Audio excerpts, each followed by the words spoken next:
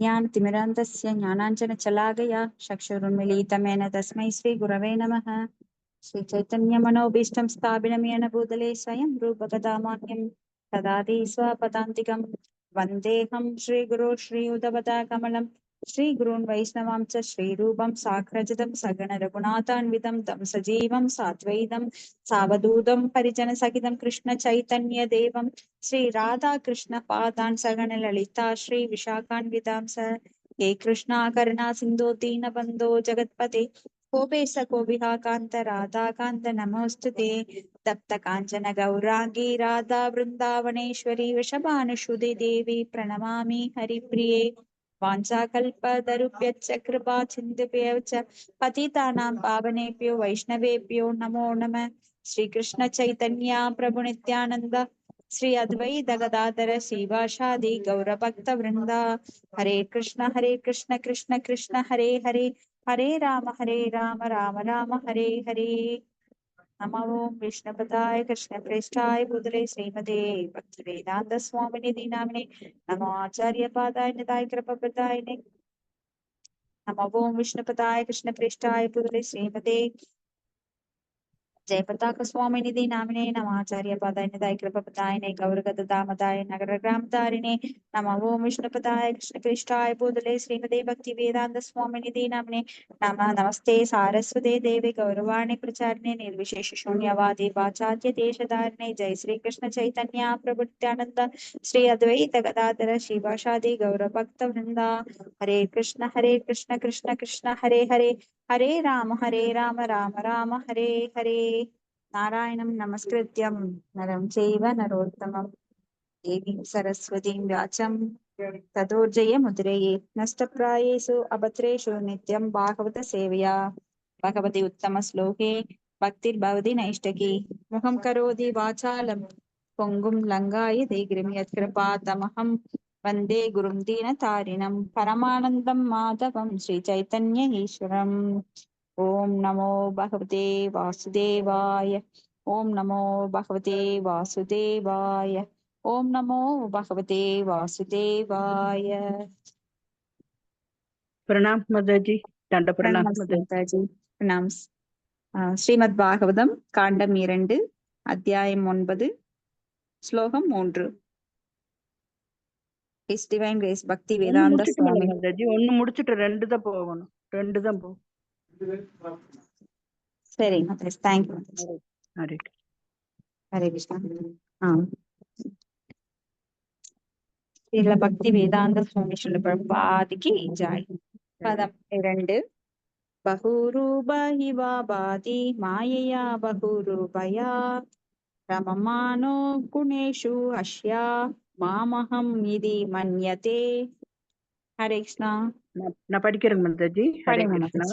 ஓம் நமோ பகவதே வாசுதேவாய ஓம் நமோ பகவதே வாசுதேவாய ஓம் நமோ பகவதே வாசுதேவாய. மொழிபெயர்ப்பு பொருளுரை ஆசா பக்தி வேதாந்த சாமி பிரபாதிக்கு ஜெய். மொழிபெயர்ப்பு: மாயால் கவரப்பட்ட ஜீவராசி பகவானின் பகிரங்க சக்தியால் அளிக்கப்படும் பலவித ரூபங்களில் தோன்றுகின்றான். ஜட இயற்கை குணங்களின் இன்பம் அனுபவிக்கும் வேளையில் சிறைப்பட்ட ஜீவராசி நான் எனது என்னும் தப்பெண்ணத்தில் ஆழ்ந்து விடுகிறான். பொருளுரை: ஜீவராசிகளின் வெவ்வேறு ரூபங்கள் பகவானின் பகிரங்க சக்தியால் வழங்கப்பட்ட வேறுபட்ட உடைகளாகும். ஜீவராசி அனுபவிக்க விரும்பும் இயற்கை குணங்களுக்கேற்ப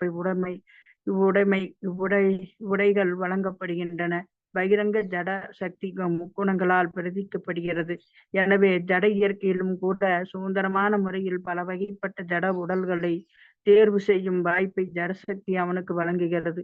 9 லட்சம் வகையான நீரின் உடல்களும் 20 லட்சம் தாவர உடல்களும் 11 லட்சம் புழுக்களும் ஊர்வனவும் 10 லட்சம் வகையான பறவைகளும் 30 லட்சம் வகையான மிருக உடல்களும் மற்றும் 4 லட்சம் மனித ரூபங்களும் உள்ளன. மிருக உடல்களும் மற்றும் 4 லட்சம் மனித ரூபங்களும் உள்ளன.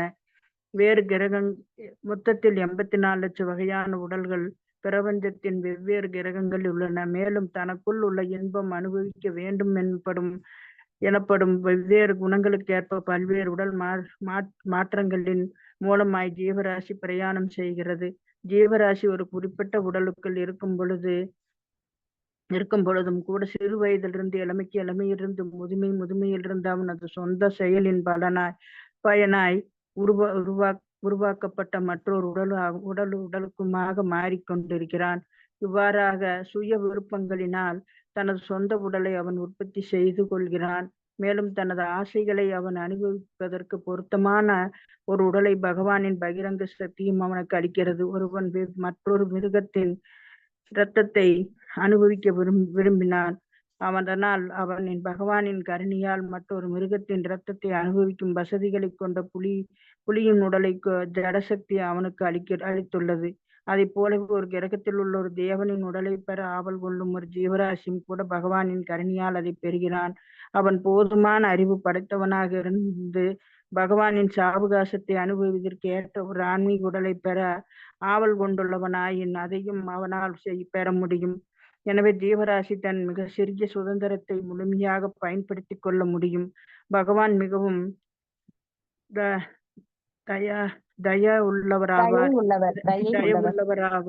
இதனால் ஜீவராசி விரும்பும் அதே உடலை அவனுக்கு அளிப்பார். ஜீவராசியின் விருப்பம் சொப்பனத்தில் ஒரு தங்க மலையை காண்பதை போன்றதாகும். மலை என்றால் என்னவென்பது, தங்கம் என்றால் என்பதும் ஒருவனுக்கு தெரியும். அவனது விருப்பத்தினால் மட்டுமே தங்கமலையை பற்றிய கனவை அவன் காண்கிறான். கனவு முடிந்ததும் தனக்கு எதிரே வேறொன்று இருப்பதை அவன் காண்கிறான். விழிப்பு நிலையில் தங்கமும் இல்லை, மலையும் இல்லை. எனவே தங்க மலை என்னும் பேச்சுக்கு இடமில்லை என்பதை அவன் கண்டுகொள்கிறான். ஜீவராசிகள் பல வகைப்பட்ட உடல்களை பெற்றிருப்பதற்கும் நான் எனது என்னும் தப்பான அபிப்பிராயங்களே காரணமாகும். இவ்வுலகம் என்னுடையது என்று கருமி எண்ணுகிறான். அதை உலகம் என்னுடையது என்று கருமி எண்ணுகிறான். அதை அனைத்தும் நானே எண்ணுகிறான். அரசியல், பொதுவுடைமையை, தத்துவம் தரும் சிந்தனை மற்றும் பிறர் நலங்கருதும் தன்மை போன்றவைகளில் பந்தப்பட்ட ஆத்மாக்கள் கொண்டுள்ள பௌதீக கருத்து நான் எனது என்னும் தப்பான அபிப்பிராயங்களை அடிப்படையாக கொண்டவையாகும். நான் எனது என்பவை ஜட உலகை அனுபவிப்பதற்கான தீவிர ஆசையால் விளைந்தவை யாகும். பொதுநலம், நாட்டுப்பற்று மற்றும் குடும்ப அன்பு ஆகிய ஒவ்வொரு சூழ்நிலையிலும் கீழ் பெறப்படும் உடனுக்குடனும் குறிப்பிடப்பட்டதுடனும் ஒருவன் தன்னை அடையாளப்படுத்திக் கொள்கிறான். ஜீவராசி தன் உண்மையான நிலையை மறந்திருப்பதுமே இவ்வாறு அவற்றுக்கெல்லாம் காரணம். அனைத்தையும் ஸ்ரீமத் பாகவதத்தில் விவரிக்கப்பட்டுள்ளன. குழப்பமடைந்துள்ள ஜீவராசியின் தப்பான அபிப்பிராயங்கள் அனைத்தும் சுகதேவ கோஸ்வாமி மற்றும் பரிசுத்த மகாராஜன் ஆகியோருடனான சாவுகாசத்தினால் கலைத்துவிட முடியும். ஹரே கிருஷ்ண மாதாஜி. ஹரே கிருஷ்ண மாதாஜி. தேங்க்யூ மாதாஜி. அப்ப இங்க ஸ்ரீல பிரபுபாதர் மிக அருமையா நம்மளுக்கு சொல்றார். இப்ப நாம எந்த நிலையில இருக்கோம்? அப்ப குழப்பம் அடைந்துள்ள ஜீவராசியின் தப்பான அபிப்பிராயம் அனைத்தையும் ஸ்ரீல சுகதேவ கோஸ்வாமி மற்றும் பரிசுத்த மகாராஜாவோட சகவாசத்தால் கலைந்து விட முடியும். ஏன்னா இது ஸ்லோ இன்ஜெக்ஷன். உடனே நம்மளை எல்லாத்தையும் திறந்துருங்க, எல்லா அறிவையும் ஒட்டுக்க அவங்க பாக்ஸ் மண்டைய திறந்து நான் உள்ள கொட்டிடுறேன் அப்படிங்கிறது கிடையாது. சுகதேவ கோஸ்வாமி மெதுவா நம்மளுக்கு பரிசுத்த மகாராஜாவின் கேள்விகள் மூலமாக நமக்கும் பகவானுக்கும் என்ன உறவு, பௌதிகத்தை நாம் எவ்வாறு துறக்க வேண்டும் அப்படிங்கிறத ஸ்லோவா நம்மளுக்கு உள்ள போத்துறாரு. எப்படி வாழைப்பழத்துல ஊசி ஏத்துற மாதிரி நம்மளுடைய அகங்காரத்தை, பொய் அகங்காரத்தை கொஞ்சம் கொஞ்சமா உடைக்கிறாங்க. ஏன்னா ஒட்டுக்கா உடைச்சா நம்மளாம் அவ்வளவுதான், நாம இந்த பக்திக்குள்ளேயே வரமாட்டோம். நான் எனது அப்படிங்கிறதே கிடையாது, நாம உடம்பே கிடையாது, நம்ம உறவுகள் கிடையாது, எல்லாம் பொய் அப்படின்னா எல்லாம் ஓடி போயிரும். அதனாலதான் நம்மளுக்கு இந்த ஸ்ரீமத் பாகவதமானது அமல புராணம். அதை படிப்பதன் மூலமா நாம் தூய்மை அடைந்து இந்த உலகத்துல எதுவும் என்னுடையது அல்ல, பகவானுடையது. வழிப்பிள்ளையாருக்கு கடத்தெருவுல இருக்க தேங்காய் எடுத்து உடைச்ச மாதிரி நாம நினைக்கிறோம் நான் தான் அவங்களுக்கு தானம் கொடுத்தேன். இருப்பவை எல்லாம் பகவானுக்குரியது. ஈசாவாசியம் இதம் சர்வம் யத் கிஞ்சிய ஜெகத்யாம் ஜெகத்தேனே தெக்தேன புஞ்சீதா மா கிருத்த கஸ்ய ஸ்வித்தனம் எதுவுமே இங்க நம்மளோடது கிடையாது. இந்த உடல் ஆத்மா எல்லாம் அவருடையது. இதுல சொந்தம் கொண்டாடுறதுக்கு என்ன இருக்கு இங்க? என்னுடையது என்னுடையதுன்னு எதுவே நம்மளோடது கிடையாது. இத பகிரங்கமா நாம போய் யாருக்கையாவது சொன்னோம், ஏங்க எனக்கு கிருஷ்ண பக்தியில இப்படி எல்லாம் சொல்றாங்க அப்படின்னா அந்த பக்கமே திரும்பி பார்க்க மாட்டாங்க, ஓடிடுவாங்க. அப்ப கொஞ்சம் கொஞ்சமா first LKG, UKG, first, second, third, fourth அப்படிங்கிற லெவல்ல நாம ஹை லெவல்ல வர்றப்போ ஒரு டாக்டரேட் மாதிரி பகவானை பத்தி நாம புரிஞ்சுக்க முடியும். இத உடனடியா நம்மளுக்கு சொன்னா நாம எல்லாருமே இந்த பக்கம் திருப்பி பார்க்க மாட்டோம். ஏன்னா அகங்காரம், நம்மளோட ஸ்தூல உடம்பு வேற, சூட்சும உடம்புல இருக்கிற அந்த அகங்காரமானது பொய் அகங்காரத்தினால் தான் இப்பொழுது நிலை பெற்று கொண்டிருக்கிறது. நான், எனது என்ற அகங்காரம், எனது என்கின்ற மமாகாரம், அதுல நாம ஊறி இருக்கிறோம். இங்க எதுவுமே என்னுடையது அல்ல, நான்கிறது இங்க கிடையாது. என்னை ஆட்டுவிப்பது முக்குணங்கள் மாயையின் கண்ட்ரோல்ல இருக்க, நான் பகவானோட கண்ட்ரோல்ல அந்தரங்க சக்திக்குள்ள சுரூப சக்திக்குள்ள போகும்போது பகவானுடைய சக்தியினால் அந்தரங்க சக்தியினால் நான் கட்டுப்படுத்தப்படுகிறேன். இப்ப இந்த ரெண்டுல தான் இருக்கோம் நாம. அதை நம்ம நல்லா புரிஞ்சுக்கணும். நான்கிறதே இங்க கிடையாது. அப்ப கொடுக்கப்பட்ட சிறு சுதந்திரத்தின் மூலமாக நான் விருப்பங்கள், என்னுடைய குறிக்கோளுக்கு ஏற்ப எனக்கு 84 லட்சம் உடல்கள். நம்மளோட குறிக்கோள் என்ன அப்படின்னு கேட்டா, சிலர் டாக்டர் ஆகணும், சிலர் ஐபிஎஸ் ஆகணும். ஆனா அவங்களுக்குள்ள இருக்கிற தமோ குணம், ரஜோகுணம் எப்படி அவங்களை ஆட்டுவிக்கின்றதோ அந்த ரிசல்ட்டை பொறுத்து அடுத்த பிறவியில அவங்களுக்கு அடுத்த உடல் கொடுக்கப்படுகின்றது. அப்ப எனக்கு இந்த பேரண்ட்ஸுக்கு பிறக்கணும், இந்த இடத்துல பிறக்கணும், இவ்வளவு செல்வம் இருக்கணும், யாரும் கண்டிஷன் போட்டு பிறக்கல. பிறக்கிறப்ப நாம எப்படி பிறக்கிறோம், யாருக்கு பிறக்கிறோம்னு தெரியாது, வெறும் மேனியுடன் பிறக்கிறோம். அது கழுதை ஆனாலும் சரி, சிங்கமானாலும் சரி. அப்ப ஒவ்வொருவர் குணத்துக்கு தகுந்த உடல் கொடுக்கப்படுகின்றது. எறும்போ, பூனையோ, நாயோ, எந்த மிருகமானாலும் 84 லட்சம் வடிவங்கள், 9 லட்சம் வகையான நீர்வாழ் உயிரினங்கள், 20 லட்ச தாவர உடல்கள், 11 லட்சம் புழுக்களாக ஊர்வனவாகவும், 10 லட்சம் பறவைகளாகவும், 30 லட்சம் மிருக உடல்களாகவும், 4 லட்சம் மனித ரூபங்கள் உள்ளன. அப்ப மனித ரூபங்கள் 4 லட்சம் இருக்கா நம்மளுக்கு டவுட் வரலாம். இப்ப நாம பாத்தீங்கன்னா சுனாந்த புளிந்த புல்கசா ஆவீர கம்பா யவனா கசாதயக அப்படின்னு நிறைய சொல்றாங்க இல்லையா. அப்ப சைனர்கள் பார்த்தா ஒரு மாதிரி இருப்பாங்க, ஜாப்பனீஸ் பார்த்தா ஒரு மாதிரி இருப்பாங்க, ஆரியர்கள்னாலே அவங்க சிவப்பு நிறத்துல இருப்பாங்க, இந்தியர்கள் சிவப்பு நிறத்துல இருப்பாங்க, சைனீஸ் பாத்தீங்கன்னா மூக்கு சப்பையா இருக்கும். அப்போ ஃபாரினர்ஸ் இப்படி இத்தாலியில பாத்தீங்கன்னா ஒரு மாதிரி இருப்பாங்க, ஆப்பிரிக்க பீப்புள் பாத்தீங்கன்னா ஒரு மாதிரி இருப்பாங்க. இதுலயே பல இனங்கள் இருக்கு. அதுதான் 4 லட்சம் இனங்கள். அப்ப குணங்களுக்கு ஏற்ப அந்த உடல்கள் கொடுக்கப்படுகின்றது. ஜீவராசி அதுல பிரயாணம் பண்றாங்க. யந்திர ரூடானி மாயையா ஈஸ்வர ஹிருதேசு அர்ஜுன திஷ்டதி அப்படின்னு சொல்றார். நான் தான் இந்த யந்திரங்கள்ல அவங்களுக்கு பயணம் செய்வதற்கு ஏற்ப அவங்களுக்கு நான் உதவி பண்றேன். ஒவ்வொரு உயிர்வாளிக்கும் பகவான் பரமாத்மாவாக இருந்து கருணை காமிப்பதன் மூலமா அவங்கவுங்க குறிக்கோளை, ஏன்னா ஆசைப்படப்பட நம்மளுக்கு உடல் வந்துட்டே இருக்கும். என்ன ஆசை, ஒரு சிறு ஆசை இருந்தாலும், ஒரு பாலைவனத்தை பார்த்து ஆஹா இதுல நான் பிறந்திருந்தா எப்படி இருக்கும் அப்படின்னு போறப்ப நினைச்சோம்னா அவ்வளவுதான், நம்ம பிறந்துருவோம். ஒரு ஊட்டி கொடைக்கானல் பார்த்து ரொம்ப அழகா இருக்கே அப்படின்னா உடனே அங்க வந்துருவோம். அப்போ ஆசைக்கு ஏற்ப நம்ம உடல்கள் கொடுக்கப்படுகின்றது. நிறைய மாமிசம் சாப்பிட ஆசைப்படுறவங்க இப்ப பாத்தீங்கன்னா மாமிச கடைகள் எங்க பார்த்தாலும் தோன்றி இருக்கிறது. மூளைக்கு மூளை மாமிச கடை. அப்போ மாமிசம் கண்டிப்பா டெய்லி சாப்பிடணும் அப்படின்னு நிறைய பேருக்கு விருப்பம். இப்பவும் நிறைய மக்கள் அதுலயே இருக்கிறாங்க. ஊர்வன பரப்பன தாவறது எல்லாத்தையும் பிடிச்சு சாப்பிடுறவங்க. அப்ப அடுத்த பிறவியில அவங்களுக்கு என்ன கிடைக்கும், அந்த மிருகத்தை சாப்பிடக்கூடிய உடல் அமைப்பு, பல்லு, உடல். அப்ப சிங்கமாகவோ, புலியாகவோ, நரியாகவோ, அப்ப மாமிசத்தை ஜீரணிக்கக்கூடிய அந்த உடல் கொடுக்கிறார் பகவான். ஏன்னா மனித உடல் எதுக்குன்னா ஆத்ம தத்துவத்தை அறிவதற்காக. ஆத்ம தத்துவத்தை அறியாது வெறுமனவே உண்டு உறங்கி உடலுறவு கொண்டு தன்னை பாதுகாத்து கொண்டிருக்கும் மனிதர்களுக்கு மறுபடியும் என்ன பிறவி கிடைக்குது அப்படின்னா மனித பிறவி லாக்கி இல்ல உனக்கு. ஏன்னா இதுல ஆத்ம தத்துவத்தை நீ கத்துக்கல. அப்ப அடுத்த பிறவி உனக்கு மிருகமாவே நீ உடல் கொடுக்கப்படுது. ஏன்னா நீ மிருகமா வாழ்ந்த மனித உடல்ல, அதனால மிருகமாவே நீ உடல் எடுத்துக்கோ. எதுக்கு உனக்கு மனித பிறவி? அபூர்வமான சுதுர்லபம், அரிது. மனித பிறவி அரிதிலும் அரிது. அந்த பிறவிய இப்ப நான் உங்களுக்கு ஒரு நல்ல ஒரு மேனேஜர் இருக்காரு. மேனேஜர் வந்து உங்களுக்கு நல்ல ஒரு பைக்க குடுத்து ஆபீஸ்க்கு வாங்கன்னு குடுக்குறாரு. ஆனா அந்த பைக்க நான் யூஸ் பண்ணாம அத வந்து குப்பையில போட்ட மாதிரி ரொம்ப புழுதி அடிச்சு அத துரு புடுக்கி வைக்கிறேன். அப்போ உனக்கு எதுக்கு அந்த பைக்குன்னு புடுங்கிக்குவாரு இல்லையா? அது போலத்தான் இந்த மனித உடம்ப நான் சரியா பயன்படுத்தல. ஏன்னா மனித உடல் என்பது ஒரு மிகப்பெரிய கருவி. போட்டு மாதிரி, கடல்ல கடந்து செல்லக்கூடிய போட்டு மாதிரி. அப்ப இத பயன்படுத்தி நான் கடலை கடக்கணும். இந்த ஆபத்தான வாழ்க்கை கடலை கடக்கணும்.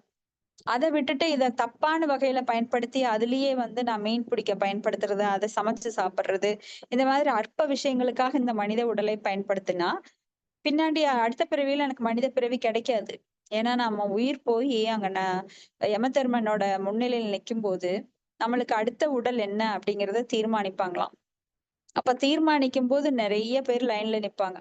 கோடிக்கணக்கான ஜீவராசிகள் அங்க லைன்ல நிப்பாங்க. நிக்கும்போது அவங்களுக்கு மனசு அப்படியே துடிக்குமாம். ஆஹா! எனக்கு மனித உடலாவது கிடைக்குமா? ஏன்னா நான் முக்தி பெறவில்லை. ஆசைகள், பாவங்கள் அதனோட போராடிட்டு இருக்கேன் அப்போ. அப்ப அடுத்த பிறவி ஏதோ ஒரு பிறவி நம்மளுக்கு ஜட உலகத்திலேயே கிடைக்கும். அப்ப எந்த உலகத்துல நம்மளுக்கு குடுப்பாங்க? எந்த இடத்துல நாம போவோம்? பாலைவனத்திலயா? இல்ல அழகான கங்கை நதிக்கரையிலயா? இல்ல கங்கை நதிக்கரையில ஒரு நாயாவா? இல்ல பாலைவனத்துல ஒரு மனுஷனாவா? எப்படின்னு தெரியாது. இப்படி பல உடல்கள், பல இடங்கள், பல சூழ்நிலைகள். எந்த அப்பா அம்மாக்கு பிறக்கிறேன்? அவங்க தமோ குணத்துல ஒரு சூத்திரரா இருக்காங்களா? டிச்சு அள்றவங்களா இருக்காங்களா? இல்ல அவங்க டாடா பிர்லாவா இருக்காங்களா? தெரியாது நம்மளுக்கு. அப்ப அந்த மனசு கடந்து துடிக்குமா? ஆஹா! இன்னும் கொஞ்சம் நல்ல காரியம் பண்ணியிருந்தா என்ன? பகவானோட நாமத்த சொல்லியிருந்தா எனக்கு இந்த கதி வந்திருக்காதே! அப்ப கடந்து அலையுமா. ஏன்னா நாமெல்லாம் கருவுக்குள்ளேயே அப்படித்தான் பிரார்த்தனை பண்ணிட்டு வந்திருக்கிறோம். சில அபூர்வமான ஆத்மாக்கள், எல்லாரும் கிடையாது. அப்ப பக்தியில இருந்து அடுத்த பிறவியில கருவுக்குள்ள வர்ற அந்த மனித குழந்தைகள் என்ன பண்ணுமா? ப பகவான பார்த்து, ஆஹா! நான் இப்படி துடிக்கிறேனே கருவுக்குள்ள, ஒரு இருட்டறையில 9 மாசங்கள் புழு கடிக்குது, சின்ன கிருமிகள் எல்லாம் என்னை கடிக்குது. அத ஒண்ணுமே பண்ண முடியல. அது துடிச்சு போகுமா. அப்ப மயக்கம் போட்டு போட்டு மறுபடியும் சுயநிலைக்கு வருமா. ஏன்னா அந்த கரு வந்து த நீரால் நிரப்பப்பட்டிருக்கும். எப்படின்னா மலம், ஜலம் எல்லாம் அதுல ஊறி இருக்கும். அம்மா சாப்பிடுற சூடான சாதம் நம்மள பாதிக்கும். குளிர்ச்சியான சாதம் பாதிக்கும். கசப்பான உணவும் நம்மள பாதிக்கும். இப்படி எல்லாத்துலயுமே அதுக்கு துன்பம். எப்படா வெளியில வருவான்னு அந்த கருவுல இருக்கிற குழந்தை காத்து கிடக்குமா. அப்ப பிரேயர் பண்ணுமா. பகவானே எனக்கு இந்த ஒரு சூழ்நிலை மீண்டும் வரக்கூடாது. நான் கருவில் அடைபடக்கூடாது. இதுவே கடைசி பிறவியாக இருக்க வேண்டும். நான் வெளியில வந்தோன்னு உன்னையே நினைத்து நான் உன்கிட்டயே தியானம் பண்ணி மன்மனா பவத் பக்தோ மத்யாசி மாம் நமஸ்குரு மாம் ஏவைசிசி சத்தியம் தே பிரஜானே பிரியோசிமேன்னு சொல்ற மாதிரி நான் உன்னையே நினைச்சு உன்னையே வழங்கி உன் பக்தனாகி நான் உங்ககிட்டயே வருவேன்னு பிரார்த்தனை பண்ணுமா. ஆனா வெளியில வர்றப்போ இந்த ஜட உலகத்திற்கு அந்த கருவில் இருந்து இயற்கை வாயுனால் உந்தப்பட்டு தலைகீழாக பிறக்கும் போது அந்த கருவுல இந்த ஜீவராசிக்கு என்ன ஆகுதுன்னா மறுபடியும் இந்த முக்குணங்கள் மாயின் சக்தியினால சொல்லப்படுது. மறுபடியும் அது மறந்து போகுது. பிரார்த்தனைய மறந்து போகுது. மறுபடியும் அது ஆசைகள், காம, குரோத, லோபம், மோகம், மதம், ஆச்சரியம் போன்ற குணங்களால் அது பாதிக்கப்பட்டு மீண்டும் துன்புற ஆரம்பிக்குது. ஆனா இன்பத்தை தேடி இந்த உலகத்துல யாருமே நிரந்தரமா இருக்க முடியாது. ஏன்னா இங்க இன்பம் கிடையாது. ஆனா மாயினால கவரப்பட்டு சிற்றின்பங்களை அது வந்து உண்மையான இன்பமா நினைச்சிட்டு இருக்குது. எதுவுமே இங்க இன்பமும் இல்ல, துன்பமும் இல்ல. உண்மையில இருமைகள் அற்ற நிலையில தான் நம்ம ஆத்மா இருக்கு. ஆனா மக்கள் அதை புரிஞ்சுக்காம இன்னும் தேடிட்டே இருக்காங்க. துன்பத்தை அவங்க துன்பம்னு நினைக்கிறாங்க. உடலுக்கு வரும் துன்பம் ஆத்மாவை பாதிக்காது. ஆனா ஆத்மா அடைபட்டு கிடக்குது, சிறைப்பட்டு கிடக்குது இந்த நிலையில. அப்போ ஆத்மாவை இதிலிருந்து மீட்காதவன் ஆத்மாவை கொள்பவன் ஆகின்றான். அப்ப நம்ம ஸ்வதர்மத்தை நாம நிலைநிறுத்தணும் அப்படின்னா தொடர்ந்து பாகவதம் கேட்க வேண்டும். பாகவதம் வந்து கொஞ்சம் கொஞ்சமா நம்மள கிளியர் பண்ணிட்டே வரும். அப்ப நம்மளுடைய உண்மையான ஆனந்தமான நிலை என்ன, ஆதி நிலை என்னங்கிறது எல்லாருக்கும் புரிய வந்து தொடர்ந்து அவங்க பக்தி தொண்டில ஈடுபடுவாங்க. அதன் மூலமாக இந்த பிறப்பு, இறப்பு, முதுமை, நோய் அப்படிங்கிற சிக்கல்ல இருந்து ஆத்தியாத்மிக, ஆதி பௌதிகா, ஆதி தெய்வீகா என்ற கிளேசங்களிலிருந்து அவர்கள் விடுபடுவார்கள். ஏன்னா நம்மளோட தன்மை எப்படின்னா சூரியனை போன்று எப்பவும் பிரகாசமானது, ஆத்மா ஆனந்தமயமானது. ஆனா அந்த சூரியனை மேகங்கள் போல இந்த மாயை, அந்த முக்குணங்கள் மறைச்சிருக்கு. ஆனா அது இந்த மேகங்கள் தொடர்ந்து அதை மறைக்க முடியாது. உண்மைத்தன்மை எப்படியும் வெளிப்படும். தற்காலிகமாக அந்த மேகங்களால் மறைக்கப்பட்டிருக்கு. அது இப்போ கண்டிப்பா அது மேகங்கள் கலைந்துதான் போகணும். சூரியனோட வெளிச்சத்தை என்னைக்குமே தடுக்க முடியாது. அது போல நாம எப்பவுமே எத்தனை கோடி ஜென்மம் எடுத்தாலும் மீண்டும் போகக்கூடிய இடம் பகவானுடைய இருப்பிடம். நம்மளோட சொந்த இருப்பிடத்திற்கு எத்தனைப்பட்ட துரோகியா இருந்தாலும், எவ்வளவு மோசமானவங்க தமோகுணத்துல ஊறி கிடந்தாலும் ஒரு நாள் கண்டிப்பா திரும்பி போகத்தான் வேணும். எத்தனை கோடி மறுபடி ஜென்மம் எடுத்து எடுத்து எடுத்து எடுத்து அழுத்து போய் அப்புறம் இறைவனை அவங்க கண்டுபிடிக்கிறதுக்கு பகூனாம் ஜென்மனாம் பல பல கோடி ஜென்மங்கள் ஆகும். ஆனா பகவான் தான் இறுதி. வாசுதேவ சர்வமிதி அப்படி சா மகாத்மா சூதுர்லப, ரொம்ப ரொம்ப அரிதானவர்கள் மகாத்மா. அந்த மகாத்மாக்கள் வாசுதேவன் என அறிந்து கொள்ளுவார்கள். அது ரொம்ப ரொம்ப அரிதானது. அடுத்தது பதம் 3. யர்ஹி வாவ மஹிம் நீஸ்ரே பரஸ்மின் காலமாயயோக ரமேத கத சம்மோஹஸ் த்வத்வோதாஸ்தே ததோ பயம். ஹரே கிருஷ்ணா. ஹரே கிருஷ்ணா மாதாஜி. படிங்க மாதாஜி. நன்றி மாதாஜி. மொழிபெயர்ப்பு. ஜீவராசி தனது மகிமை வாய்ந்ததான உண்மையான நிலையில் நிலை பெற்று காலத்திற்கும் ஜடசக்திக்கும் அப்பாற்பட்ட உன்னதத்தை அனுபவிக்க துவங்கிய உடனேயே நான் எனது எனும் இரு தப்பான எண்ணங்களை துறந்து பரிபூர்ண ஆத்மாவாக தோற்றமளிக்கிறான். பொருளுரை. நான் மற்றும் எனது எனும் இரு தரப்பின தப்பு அபிப்பிராயங்களும் இரு பிரிவுகளை சேர்ந்த மக்களிடையே உண்மையாகவே தோற்றமளிக்கின்றன. கீழான நிலையில் எனது என்ற எண்ணம் மேலோங்கியதாக உள்ளது. வாழ்வின் மிருகத்தனமான நிலையில் என்னுடையது எனும் தப்பான அபிப்பிராயத்தை பூனைகளுக்கிடையிலும் கூட காண முடிகிறது. நாய்களும் பூனைகளும் என்னுடையது என்ற ஒரே தப்பபிப்பிராயத்தினால் ஒன்றோடொன்று சண்டை போட்டுக் கொள்கின்றன.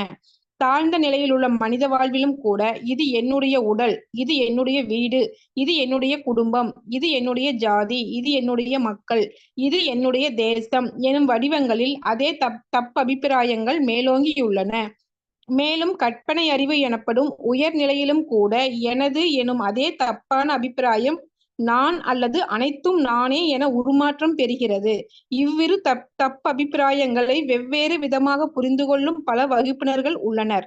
ஆனால் நான் பகவானின் நித்திய தொண்டன் என்ற உணர்வில் ஒருவன் நிலை பெற்றிருக்கும் பொழுது மட்டுமே நான் என்பதன் உண்மையான முக்கியத்துவத்தை உணர்ந்து கொள்ள முடியும். இது தூய உணர்வாகும். மொத்தத்தில் வாழ்வின் இக்கருத்தையே வேத இலக்கியங்கள் நமக்கு போதிக்கின்றன.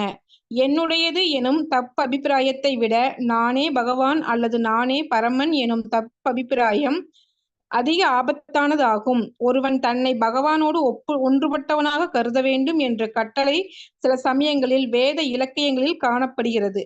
ஆனால் எல்லா விதத்திலும் ஒருவன் பகவானோடு ஒன்றுபட்டவன் என்பதை அது குறிப்பது ஆகாது. பல விஷயங்களில் ஜீவராசிக்கும் பகவானுக்கும் இடையில் ஒற்றுமை இருப்பதில் சந்தேகமில்லை. ஆனால் முடிவாக ஜீவராசி பகவானுக்கு கீழ்ப்பட்டவனே ஆவான். பகவானின் புலன்களை திருப்திப்படுத்துவதே அவனது ஆதாரமான நிலையாகும். எனவே பந்தப்பட்ட ஆத்மாக்களை தம்மிடம் சரணாகதி அடையுமாறு பகவான் கேட்டுக்கொள்கிறார். ஜீவராசிகள் பரம ஆணைக்கு கீழ்ப்படியாதவர்களாக இருந்தால் அவர்கள் ஏன் சரணாகதி அடையுமாறு கேட்டுக்கொள்ளப்பட வேண்டும்? ஜீவராசி எல்லா விஷயங்களிலும் பகவானுக்கு சமமானவனாக இருப்பானாயின் பிறகு ஏன் அவன் மாயையின் கட்டுப்பாட்டினுள் வைக்கப்பட்டான்? ஜடசக்தி பகவானால் ஆளப்படுகிறது என்பதை நாம் ஏற்கனவே பல தடவைகள் விளக்கி இருக்கிறோம். ஜட இயற்கையை அடக்கியாலும் பகவானின் இச்சக்தியை பகவத்கீதை 9.10 உறுதி செய்கிறது. பரம ஜீவனுக்கு சமமானவன் என்று தன்னை கூறிக்கொள்ளும் ஜீவராசியால் ஜட இயற்கையை கட்டுப்படுத்த முடியும். எதிர்காலத்தில் இதை அவனால் செய்யவியலும் என்று முட்டாள்தனமான நான் பதிலளிக்கும். ஜட இயற்கையை கட்டுப்படுத்துவதில் எதிர்காலத்தில் ஒருவன் பரம பரம ஜீவனுக்கு நிகரானவனாக இருப்பான் என்பதை ஏற்றுக்கொண்டாலும் அவன் ஏன் இப்பொழுது ஜட இயற்கையின் கட்டுப்பாட்டில் இருக்கிறான்? பரமபுருஷனிடம் சரணாகதி அடைவதன் மூலமாக ஜட இயற்கையின் கட்டுப்பாட்டில் இருந்து ஒருவனால் விடுபட முடியும் என்று பகவத்கீதை கூறுகிறது. ஆனால் அங்கு சரணாகதி இல்லையெனில் ஜட இயற்கையை ஜீவராசியால் ஒரு பொழுதும் கட்டுப்படுத்தவே முடியாது. எனவே பக்தி தொண்டின் முறையை பழகுவதன் மூலமாக அல்லது பகவானின் உன்னத அன்பு தொண்டில் உறுதியாக நிலை பெற்றிருப்பதன் மூலமாக நான் எனும் இத்தப்பான அபிப்பிராயத்தையும் கூட ஒருவன் கைவிட வேண்டும். எவ்வித உத்தியோகமும் இல்லாத ஏழை மனிதன் ஒருவன் வாழ்வில் பல துன்பங்களை அனுபவிக்க கூடும். ஆனால் தற்செயலாக அதே மனிதனுக்கு அரசாங்கத்தின் கீழ் ஒரு நல்ல உத்தியோகம் கிடைக்குமாயின் அவன் உடனே மகிழ்ச்சி அடைகிறான். அனைத்து சக்திகளையும் ஆள்பவரான பகவானின் உயர்வை மறுப்பதில் லாபமில்லை. ஆனால் பகவானின் நித்திய தொண்டன் எனும் தூய உணர்வில் ஒருவன் நிலை பெற வேண்டும், அல்லது தனது சொந்த ஆதார நிலையில் ஒருவன் நிலை பெற்றிருக்க வேண்டும். ஜீவராசி தனது பந்தப்பட்ட வாழ்வில் இருக்கும் பொழுது பொய்யான மாயையின் தொண்டனாக இருக்கிறான். முக்தி பெற்ற நிலையில் அவன் பகவானின் தகுதி வாய்ந்த தூய தொண்டனாக இருக்கிறான். ஜட இயற்கை குணங்களால் கலங்கப்படாமல் இருப்பதே பகவானின் தொண்டிற்குள் நுழைவதற்கான தகுதியாகும். ஒருவன் மனக்கற்பனைகளின் தொண்டனாக இருக்கும் வரை நான் எனது எனும் நோயிலிருந்து அவனால் முழுமையாக விடுபட முடியாது.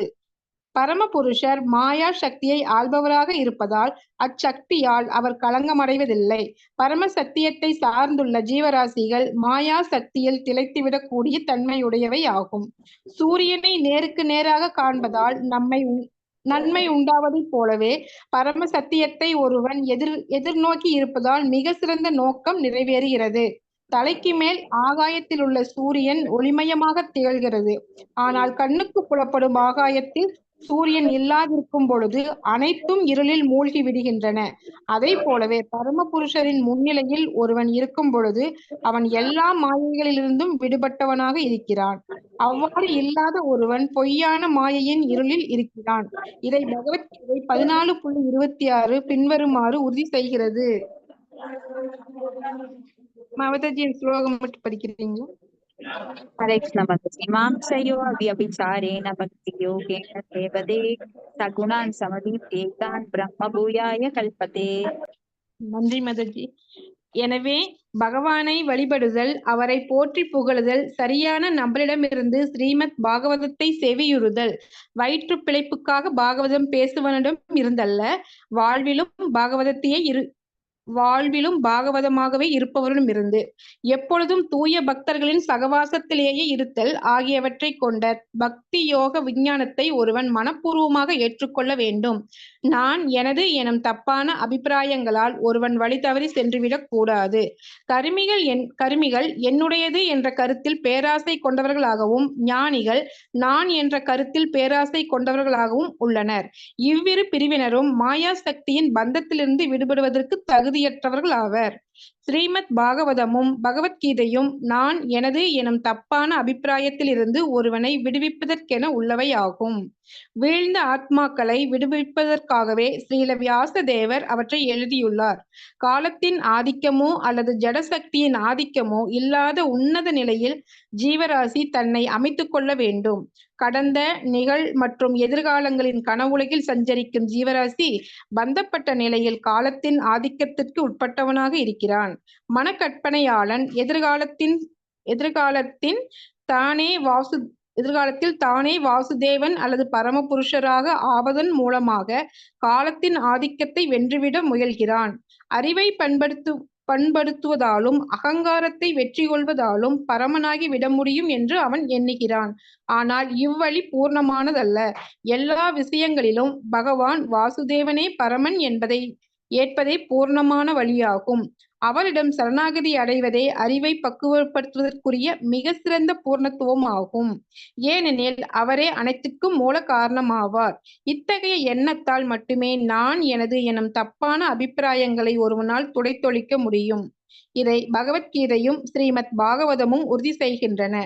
ஸ்ரீல வியாச தேவர் தமது ஸ்ரீமத் பாகவதம் எனும் மிக சிறந்த இலக்கியத்தில் பகவத் விஞ்ஞானத்தை பக்தியோக முறையையும் ஜீவராசிகளுக்காகவே குறிப்பாக வழங்கியுள்ளார். ஆகவே பந்தப்பட்ட ஆத்மா இப்பெரும் விஞ்ஞானத்தை முழுமையாக பயன்படுத்தி கொள்ள வேண்டும். ஹரே கிருஷ்ணங் மாதாஜி. தேங்க்யூ மாதாஜி. ஹரே கிருஷ்ண மாதாஜி. தேங்க்யூ மாதாஜி.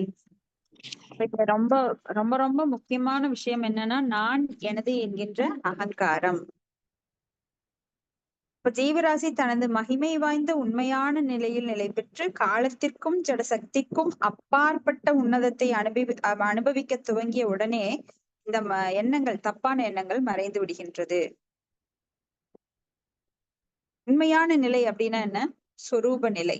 நம்மளுடைய உண்மையான நிலை, ஜீவராசிகள் நம்மளோட உண்மையான சொரூபம் என்னன்னா, ஜீவேன சொரூபஹய கிருஷ்ணேர நித்யதாச. ஆனா பகவானுக்கு தாசனாக இருப்பதை விடுத்து நம் புலன்களுக்கு தாசனாக இருக்கின்றோம். அப்ப பகவானுக்கு தாசனா இருக்கிறவங்க தான் சத்கு சுவாமிகள். அவங்கதான் மகாத்மாக்கள். நாமெல்லாம் நம்ம புலன்களுக்கு தாசனாக இருக்கிறோம்.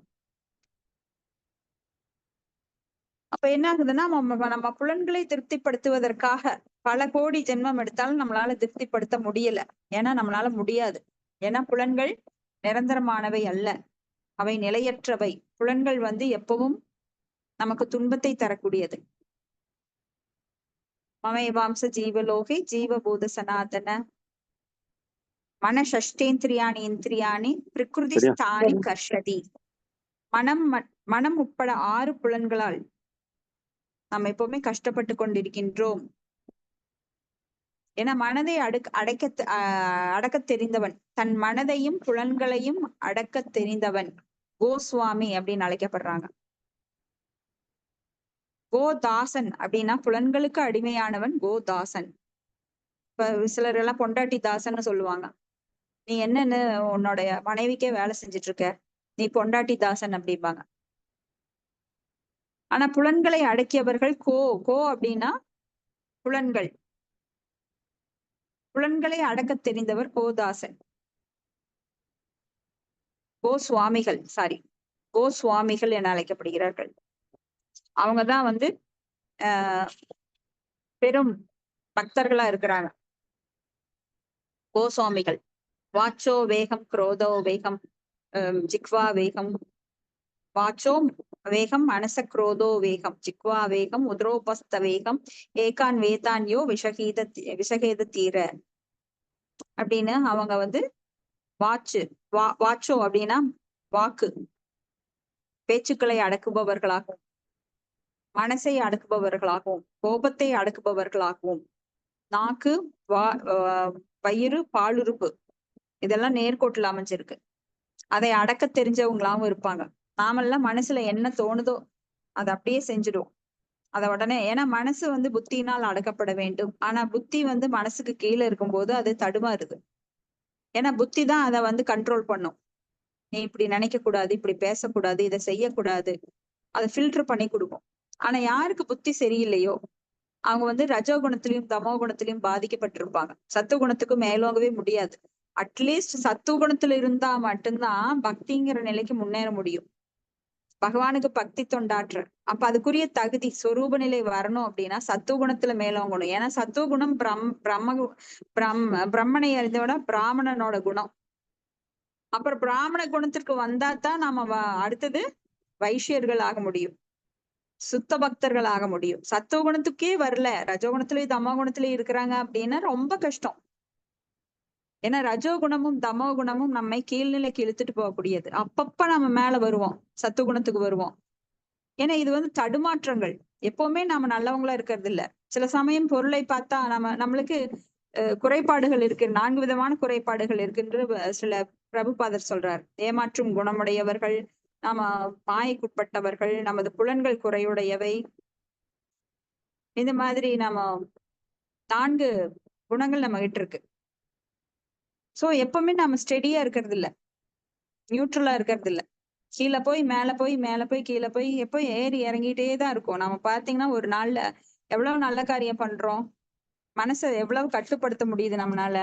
பாகவதம் கேட்கணும், அந்த டைமுக்கு போகணும், பாகவதத்துல கவனமா இருக்கணும், பாகவதத்துல சொல்லப்படுகின்ற செய்திகளை நான் மனசுல கேட்கணும், அதை ஆழ பதிய வைக்கணும், அது போல் நடக்க வேண்டும். சோ பிராக்டிக்கல் அப்ளிகேஷன், ஞான விஞ்ஞானமாகணும்.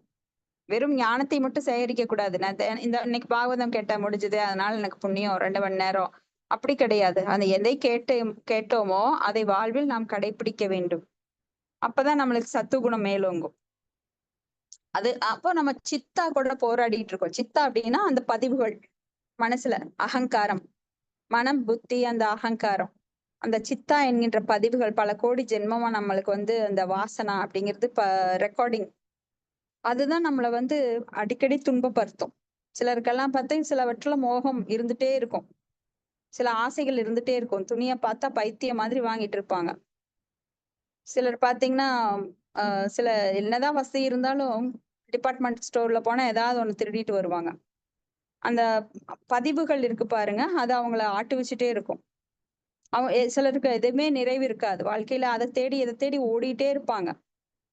பக்திக்கு நேரம் கொடுக்க மாட்டாங்க, ஆத்ம சிந்தனையே இருக்காது அவங்களுக்கு.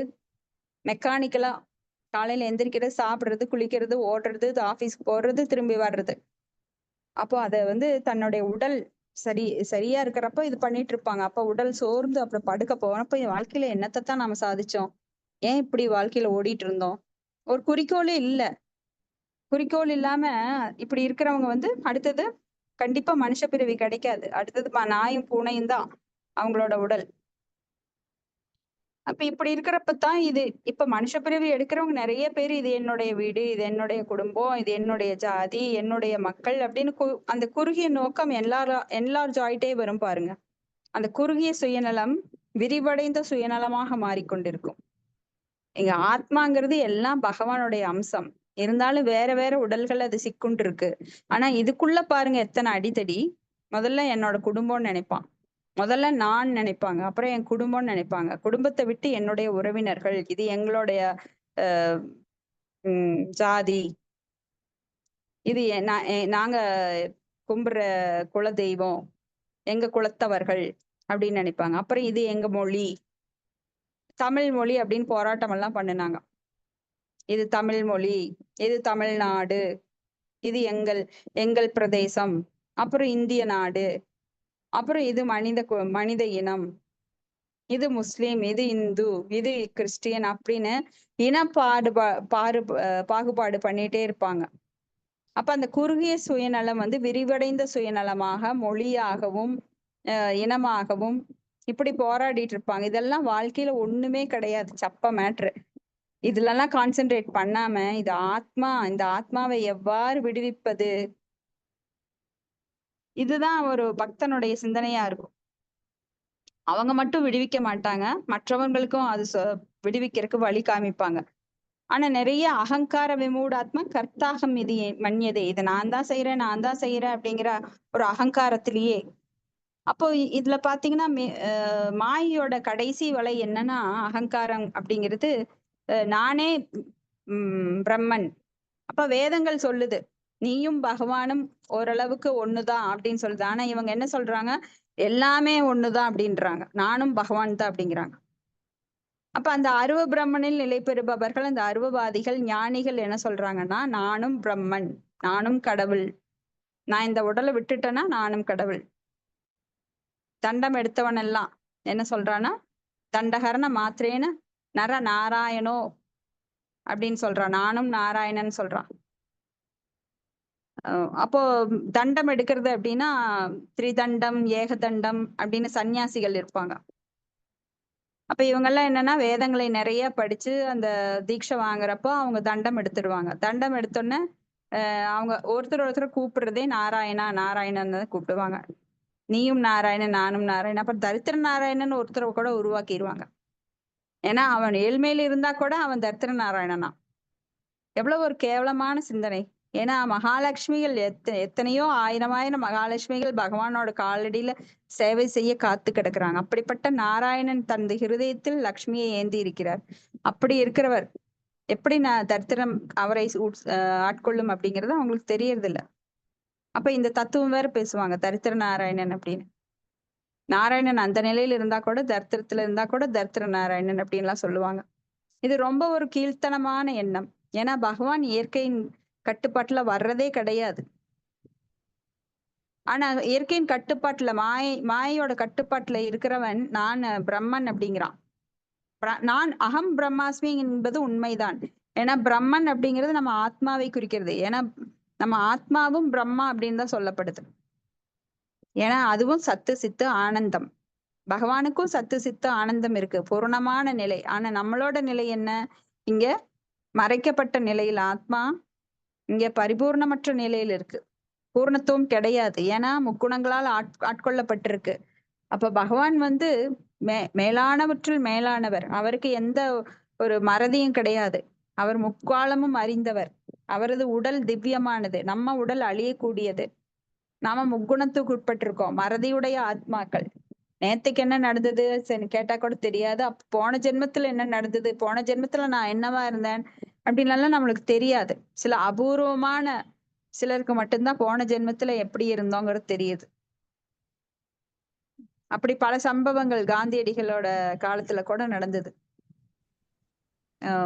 ஒரு பொண்ணு வந்து தனது கணவரோட பெயரை குஜராத்ல வந்து சொல்லிட்டே, ஒரு குழந்தை, சின்ன குழந்தை கணவரோட பெயரை சொல்லிட்டே இருந்தா. நான் இந்த குடும்பத்துக்குரியவில்ல, என்னை அங்க கொண்டு போயிடுங்க, அங்க கொண்டு போயிடுங்க. இத வந்து முதல்ல விளையாட்டா எடுத்தா அவங்க அம்மா அப்பா. பின்னாண்ட சீரியஸா இத வந்து ஆராய்ச்சி பண்ணணும்னு ஒருத்தர் பக்கத்துல ஒரு டீச்சர் சொல்றாரு. அதை கேட்டு அவங்க அந்த அட்ரஸ் தேடி பார்க்கும்போது அந்த பொண்ணு சொன்ன கணவன், அந்த வீட்டோட அட்ரஸ், அந்த இடம் எல்லாம் சரியா இருந்தது. அப்போ முற்பிறவி என்பது நம்மளுடைய சாஸ்திரங்கள் சொல்லுது. நம்ம கர்மாக்கு தகுந்த பல பிறவிகளை நாம எடுக்கிறோம் அப்படின்னு. ஆனா சிலர் அதை வந்து மறுக்கிறாங்க. ஆனா இது ஆதாரபூர்வமா விஞ்ஞானிகள் கூட இதைய ஆராய்ச்சி பண்ணி உண்மைன்னு தான் சொல்றாங்க. சிலரெல்லாம் வந்து மரணிக்கும் போது அஜாமிலன் மாதிரி யமதூதன் கூட்டிட்டு போய் திரும்ப வந்து அந்த உடல்ல வந்திருப்பாங்க. சுடுகாட்டுக்கு எடுத்துட்டு போகும்போது திடீர்னு அந்த உடல் எந்திரிக்கும். எந்திரிச்சு தப்பா என்னை கூட்டிட்டு போயிட்டாங்க, என்னை அனுப்பிட்டாங்கன்னு சொல்லுவாங்க. அப்ப நடந்தது எல்லாம் இப்ப சேகரிச்சிட்டு இருக்கிறாங்க. விஞ்ஞான பூர்வமா அதை ஆராய்ச்சி பண்றாங்க. அதுல உண்மை இருக்கிறதை ஒத்துக்கிறாங்க. அதனாலதான் இந்த கிருஷ்ண பக்தி இயக்கமானது பல நாடுகளில் பரவி கொண்டிருக்கிறது. இப்ப வைரல் ஃபீவர், இந்த கொரோனால எப்படி பரவுச்சு, அதெல்லாம் வந்து மோசமான சிம்டம். ஆனா இந்த கிருஷ்ண பக்தி இயக்கம் பரவுறது அப்படிங்கிறது ரொம்ப ஒரு நல்ல அடையாளம். ஏன்னா ஃபாரினர்ஸ் எல்லாம் நம்மள மாதிரி கிடையாது. முட்டாள்கள் மாதிரி வெள்ளைக்காரன் சொன்னா உண்மைன்னு நாம சொல்லி நாம இந்த நாட்டுல பேண்ட் போட்டு திரியிறாங்க. இந்த வெப்ப மண்டலத்துல பேண்ட் போட்டு, ஜீன்ஸ் பேண்ட், அதுவும் ஜீன்ஸ் பேண்ட் போட்டுட்டு இறுக்கமான உடைகள்ல அணுக்கள் எல்லாம் செத்துட்டு இருக்குது அவங்க உடம்புல. இன்னைக்கு பாத்தீங்கன்னா குழந்தை இல்லாதவர்கள் நிறைய பேரு ஃபெர்டிலைசர் சென்டர்ல போய் லைன்ல நின்னுட்டு இருக்காங்க. முதல்ல எல்லாம் குழந்தைகள் அதிகமா பிறந்தது. இப்போ குழந்தைகள் பிறக்காம அதையே ஒரு தொழிலா மருத்துவமனைகள் கட்டி இப்போ நிறைய சம்பாரிச்சிட்டு இருக்காங்க. ஐவிஎஃப் முறையில குழந்தை பெற்றுக்கொள்ளுங்கள் அப்படின்னு சொல்லி நிறைய பண்ணிட்டு இருக்காங்க. அப்ப இந்த மாதிரி நம்மளுடைய பாரம்பரியத்தை இழந்து நாம அவங்கள ஃபாலோ பண்றோம், அவங்க நம்மள ஃபாலோ பண்றாங்க. நம்ம வேத இலக்கியங்கள் எல்லாம் படிச்சுட்டு அதுல இருக்கிற உண்மையை ஏற்றுக்கொண்டு அவங்க பாகவதம் பகவத்கீதை படிக்கிறாங்க. இன்னைக்கு உலகம் ஃபுல்லா எந்த நாடுகள்ல பார்த்தாலும் கிருஷ்ணரோட கோயில் கட்டி அங்க இஸ்கான் இயக்கம் வந்து அறிவியல் பூர்வமான இந்த உண்மையை எல்லாருக்கும் சொல்லி கொடுத்துட்டு இருக்காங்க. அதுக்கு மூல காரணமா இருக்கிறது நம்மளுடைய ஆச்சாரியரான ஸ்ரீல பிரபுபாதர். அவர் இல்லைன்னா இந்த உலகத்துல எத்தனையோ ஆத்மாக்கள் கடைந்தேற வழியே கிடையாது. இப்போ இங்க வந்து பகவான் பத்தி மறுபடியும் சொல்றாங்க. என்னன்னா பகவானோட கண்ட்ரோல்ல தான் மாயை இருக்கின்றது. ஜடசக்தி பகவானாலத்தான் ஆளப்படுகிறது. ஏன்னா ஜடசக்தி ஆள்றதுக்காகத்தான் அந்த வெளிப்புற சக்தியினால இந்த ஜட உலகத்தை படைச்சார். மயா தக்ஷேன பிரகிருதி சூயதேச சராச்சரம் ஹேது நானேன கௌந்தேய ஜெகத் விபரி வர்த்ததே அப்படின்னு 9.10 பகவத்கீதையில சொல்றாரு. அப்ப இயற்கையை கட்டுப்படுத்துவதில் எதிர்காலத்தில் ஒருவனும் பரம ஜீவனுக்கு நிகராக இருப்பான் என்பதை ஏற்றுக்கொண்டாலும் அவன் ஏன் இப்பொழுது ஜட இயற்கையின் கட்டுப்பாட்டில் இருக்கிறான் அப்படின்னு சில பிரபுபாதர் கேள்வி வைக்கிறார். இப்ப இயற்கை யாரால கட்டுப்படுத்த முடியாது அப்படிங்கறதுதான் உண்மை. யாரால சுனாமியை கட்டுப்படுத்த முடியும், நிலநடுக்கத்தை கட்டுப்படுத்த முடியும், ஒரு இயற்கை உந்துதலையே கட்டுப்படுத்த முடியாது. ஒருத்தன் வந்து ஒரு யூரின் பாஸ் பண்ணணும், மோஷன் போகணும்னாலே கட்டுப்படுத்த முடியாதவன் எப்படி இந்த முழு உலகையும் கட்டுப்படுத்த முடியும்? அந்தரத்துல வந்து பகவானுடைய கோள்கள் எல்லாம் இயங்குகின்றது ஒரு பந்து மாதிரி. சோ தன்னைத்தானே கட்டுப்படுத்த முடியாதவன், ஒரு ஜட இயற்கையோட கண்ட்ரோல்ல இருக்கிறவன் பகவானோட எப்படி போட்டி போட முடியும்? ஒரு பசியை அடக்க முடியுமா? ஒரு தாகத்தை அடக்க முடியுமா? முடியாது. அப்ப என்ன பண்ணணும்? பரமபுருஷரிடம் சரணாகதி அடைய வேண்டும். சரணாகதி சர்வதர்மான் பரிச்சிச்ச மாமியகம் சரணம் ரஜ அகம் துவம் சர்வ பாபிப்பு மோஷாமி மாசூஷகன்னு சொல்றாரு. என்னிடம் சரணடை, உனக்கு எந்த ஒரு பாவம் செஞ்சிருந்தாலும் நான் அதை நீக்கிறேன், கணப்பொழுதில் நீக்கி விடுவேன் அப்படிங்கிறார். அஜாமிலன் அதுக்கு ஒரு அடையாளம். அஜாமிலன் பல பாவங்களை செஞ்சான். ஆனா பக்தி தொண்டை கையில எடுத்த உடனே அவனது அனைத்து பாவங்களும் நிர்மூலமாக்கப்பட்டு விடுகிறது. யாரெல்லாம் பகவானை நோக்கி திரும்பி நான் சரணாகதி அடையிறேன் அப்படின்னு சொல்றாங்களோ உடனே அவங்க பாவங்களை எடுத்துடுறாரு. ஆனா நாம வந்து அத யானை குளியல் மாதிரி அந்த பாவங்கள் குஞ்சர அப்படின்னு சொல்லி யானை குளியல், அந்த யானை குளியல் மாதிரி என்ன பண்றோம் அப்படின்னா நிறைய பாவங்கள் செய்யறோம் மறுபடி. அப்போ பாவங்கள்லயே பல விதங்கள் இருக்கு. பிராவர்த்த, அப்ராவர்த்த, கூடம், பீஜம். அப்ப பகவான் வந்து பல பாவங்களை அகற்றினாலும் நாம் மீண்டும் மீண்டும் பாவம் செய்ய துணிகின்றோம். இன்னைக்கு பாகவதம் கேட்கிறோம், நாளைக்கு வந்து அது மாதிரி நடக்கும்னு முயற்சி பண்றோம், ஆனா மறந்துடுறோம். ஏன்னா தொடர்ந்து அத இப்போ ஒரு ஹீட் செய்யப்பட்ட அயன் இரும்பு ஒரு துண்டை வந்து நீங்க ஹீட்ல போட்டு வச்சீங்க அப்படின்னா, அந்த ஒர்க் ஷாப்ல எல்லாம் நீங்க பார்த்திருப்பீங்க, அது சூடு பண்ணிட்டே இருப்பாங்க. அப்ப அது வந்து அந்த தீயோட தன்மைக்கே வந்துரும், தகதகன்னு அதுவும் எரியும். அப்போ நம்ம பக்தர்களோட சங்கத்தில் இல்லாம, ஏன்னா அசத் சங்கம் நம்மளுக்கு மேக்சிமம் இருக்கு. நம்ம உறவினர்கள், நம்ம குடும்பத்திலேயே பக்தர் அல்லாதவர்கள் இருந்தா, இல்ல நம்ம வெளிப்புறத்துல போய் நாம வெளி உலகத்தை விட்டு நாம வீட்டுக்குள்ளேயே நான் தனியா இருக்கிறேன்னா, ஞானிகள் மாதிரி யோகிகள் மாதிரி நாம ஒரு காட்டை தேடியோ இல்ல தனிமையான இடத்தை தேடியோ இருக்க முடியாது. நாம வந்து சமூகத்தோட கலந்துதான் இருக்கணும். ஜீவோ ஜீவசிய ஜீவனம், ஒரு ஜீவனை சார்ந்துதான் மற்றொரு ஜீவனம் இருக்குது. இப்ப தொழில் செய்ய வெளியில போறோம், அப்ப அசத் சங்கம் தான் நிறைய கிடைக்குது. அப்ப அந்த அசத் சங்கத்துல நாம என்ன இருக்கிறோம், கீழே வழுக்கிறோம். மறுபடியும் அடுத்த நாள் பக்தியில சங்கம் எடுத்துக்கும் போது நம்மளோட தன்மை மறுபடியும் ஏறுது. அப்ப அந்த தீயிலிருந்து அந்த இரும்பை எடுக்கும் போது என்ன ஆகுதுன்னா மறுபடியும் கடினத்தன்மை ஆகுது. மறுபடியும் தீக்குள்ள வைக்கும் போது அது மறுபடியும் தீயோட தன்மைக்கு சேர்ந்து அது ஜொலிக்குது. அது போல பக்தர்களோட சகவாசத்துல இருக்கிற வரைக்கும் நாம என்ன பண்ணுவோம்னா அந்த தூய்மை நிலையை பெறுகின்றோம். மறுபடியும் அந்த பக்தர் சங்கத்திலிருந்து தவறும் போது மறுபடியும் அந்த தன்மை இழந்து கடினமாகிற இரும்பு மாதிரி மீண்டும் பௌதிகத்துக்குள்ள ரஜோதமோ குணத்துக்குள்ள போறோம், மறுபடியும் மேல வர்றோம். இந்த பாகுபாடு என்ன ஆகுதுன்னா நம்மளுக்கு டிலே ஆகுது. அப்ப எப்பவுமே பக்தர்களோட சங்கத்துல பகவானோட சிந்தனையில நம்மள வச்சிருக்கும் போது நம்ம அந்த ஸ்டேஜை விட்டு இறங்குறது கிடையாது. அப் அண்ட் டவுன்ஸ் என்ன ஆகுதுன்னா நம்மளுக்கு அந்த ஒரு 4 படி ஏறுறோம், கீழே 8 படி கீழே இறங்குறோம், ஏறுறோம் இறங்குறோம். அப்ப எப்ப நாம போய் சேர்றது மேல? சோ இத வந்து நம்ம வாழ்வுல கரெக்ட் பண்ணிட்டோம், எப்பவும் பக்தர்களோட சங்கத்துல இருக்கிறோம் அப்படின்னா நம்மளுக்கு நிச்சயமா பகவானோட போறது அந்த வழி வந்து ரொம்ப குறுகிரும். இல்லைன்னா அது நீளமாயிட்டே போகும், பல காலங்கள் எடுக்கும். மேல கீழே வந்துட்டே இருக்கிறப்ப பல காலங்கள் ஆகும். இப்ப பரமபுருஷர் வந்து மாய சக்தி ஆள்பவராக இருக்கிறதுனால சக்தியினால அவர் களங்கம் அடைவதில்லை. அபாவவித்த, அவர் பாவங்கள் அற்றவர், அவர் எப்பவுமே களங்கம் அடையறதில்லை. எப்படி ஒரு சூரியன் வந்து மலத்தின் மேல பட்டு சுத்தம் பண்ணினாலும் சூரிய கதிர்கள் களங்கம் அடைவதில்லை, மாறாக அந்த மலம் சுத்தம் அடைகின்றது. அது போல பகவான் இங்க வந்தாலும் இந்த ஜட உலகத்துல வந்தாலும் அவர் களங்கம் அடையறதில்லை, மாயசக்திக்கு உட்படுவதில்லை. அவர் என்றுமே தூய்மையானவர், என்றுமே பாவங்கள் அற்றவர், அஜித்த, அவர் வந்து பிறப்பற்றவர், வெல்ல முடியாதவர், இப்படி பல தூய்மையான சக்திகளை கொண்டவர். அப்ப இங்க வந்து சூரியனை நேருக்கு நேராக காண்பதால் உண்டாகும் நன்மை என்ன அப்படின்னா, எப்பவுமே நம்மளுக்கு வெளிச்சமா இருக்கும். வெளிச்சம் அப்படிங்கிறது மங்களம். இப்ப இருட்டுல அப்படின்னா நம்ம இருட்டுல வந்து மனசும் சோர்ந்து போகும். நம்ம சுபாவம் பாருங்க. காலையில கொஞ்சம் சத்துவ குணம், மாலை இரவு கொஞ்சம் பகலாகும் போது அது வந்து ரஜோகுணத்துல இருக்கும். மாலை மாலை நேரம் அப்படின்னா தமோ குணத்திற்குரியது. இருட்டுல எப்பவுமே மனம் சோர்ந்துரும். காலையில கடினமா உழைப்பாங்க ரஜோகுணம், விடிய காலையில சத்துவகுணம். நல்லா தூங்கி எந்திரிச்சு ஃப்ரெஷ்ஷா மனம் நல்லா இருக்கும், உடம்பும் நல்லா இருக்கும். அப்ப சிந்தனைகள் நல்லா இருக்கும். அதனாலதான் காலையில எந்திரிச்சோன்னா சாண்டிங் பண்ணணும், பிரேயர் பண்ணணும் அப்படின்னு சொல்றாங்க. அப்ப சத்துவ குணத்துல நிலைத்திருப்பவர்களுக்கு காலை உகந்த நேரம்.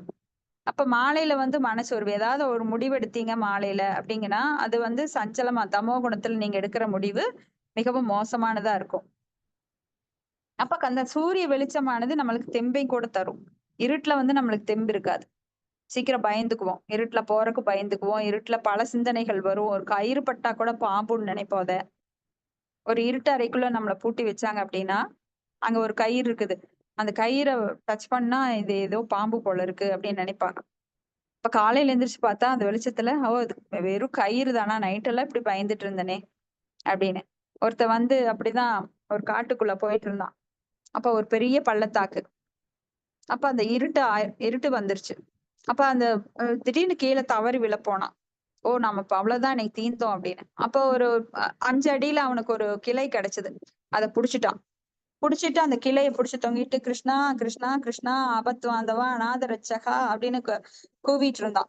அப்ப பகவான் வந்து ஆசிரியரியா சொன்னார், நீ இந்த விட்டுரு, இந்த கையை விடு, கிளையில இருந்து கையை விடு, நான் உன்னை காப்பாத்துறேன். ஆனா அவனுக்கு நம்பிக்கை இல்ல.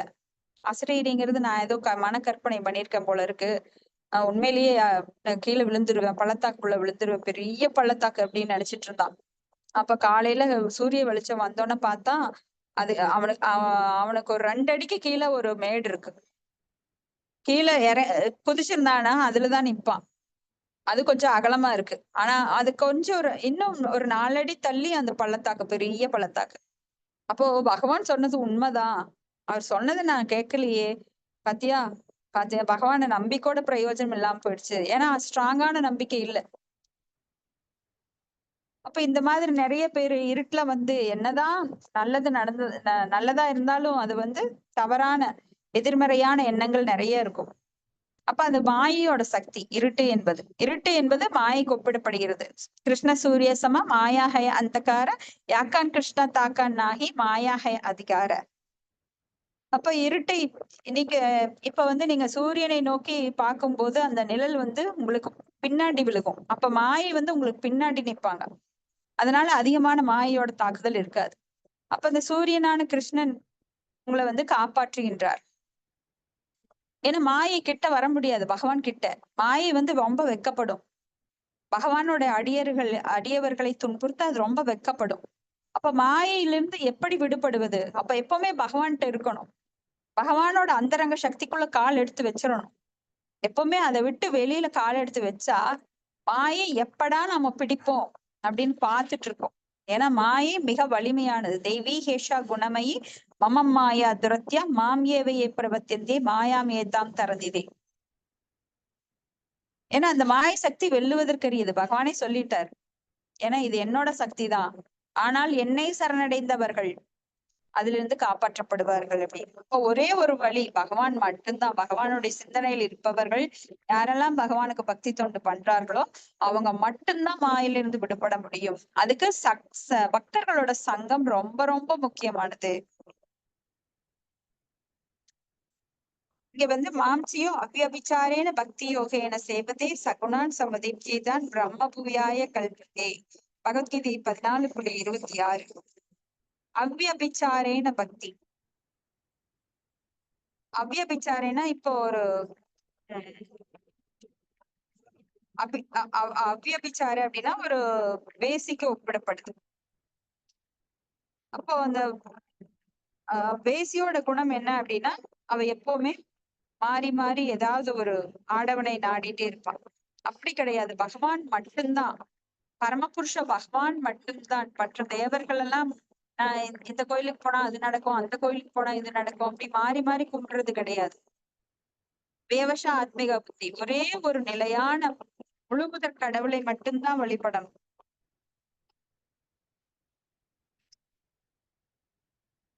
பகவானை போற்றி புகழுதல், சரியான நபரிடமிருந்து பாகவதத்தை செவியுறுதல். வயிற்று பிழைப்புக்காக பாகவதம் பேசுறவங்கிட்ட இருந்து நம்ம பாகவதம் கேட்க கூடாது. அப்ப ஸ்ரீல சுகதேவ கோஸ்வாமி மற்றும் அவர் வழிவந்த சீடர்கள் மூலமாகத்தான் பாகவதம் கேட்கப்பட வேண்டும். தூய பக்தர்களோட சகவாசத்தில் இருக்க வேண்டும். அதற்காக ஏன்னா நம்ம மனம் என்னாகும் அப்படின்னா எப்பவுமே சீக்கிரம் கலங்கப்படக்கூடியது. இப்போ நம்மளுடைய பழக்க வழக்கங்கள் எல்லாமே பாத்தீங்கன்னா பக்தர்களோட சங்கத்துல இருக்கும்போது தூய்மையா இருக்கும். அசத் சங்கத்தை எடுக்கும்போது இப்போ ஒருத்தர் குணத்துக்கு தகுந்த மாதிரிதான் அவங்க சங்கம் எடுத்துப்பாங்க. சிலருக்கெல்லாம் அரசியல்வாதிகளோட சங்கம் ரொம்ப பிடிக்கும். டீ கடையில உட்காந்து அரசியல் பேசுறது ரொம்ப பிடிக்கும். நடிகர்களுக்கு பாத்தீங்கன்னா நடிகர்கள் சங்கம், பிசினஸ்மேன் பாத்தீங்கன்னா மில் அசோசியேஷன் அப்படின்னு சொல்லி மில்லு வச்சிருக்கிறவங்க எல்லாம் ஒரு அசோசியேஷன் எடுத்துப்பாங்க. இப்படி ஒவ்வொருத்தருக்கும் ஒவ்வொரு சங்கம் இருக்கும். குடிகாரங்களுக்கு ஒரு சங்கம். சோ இந்த மாதிரி ஒவ்வொரு சங்கம் இருக்கின்றது. அப்ப பக்தர்களுக்குன்னு ஒரு சங்கம் இருக்கு.